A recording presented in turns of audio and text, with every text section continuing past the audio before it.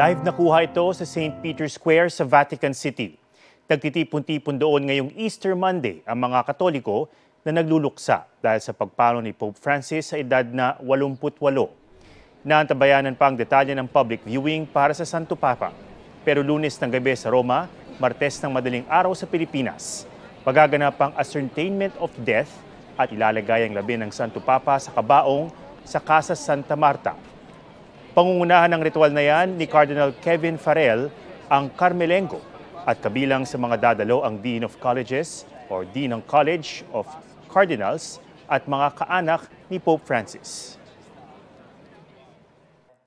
Huwag magpahuli sa mga balitang dapat niyong malaman. Mag-subscribe na sa GMA Integrated News sa YouTube.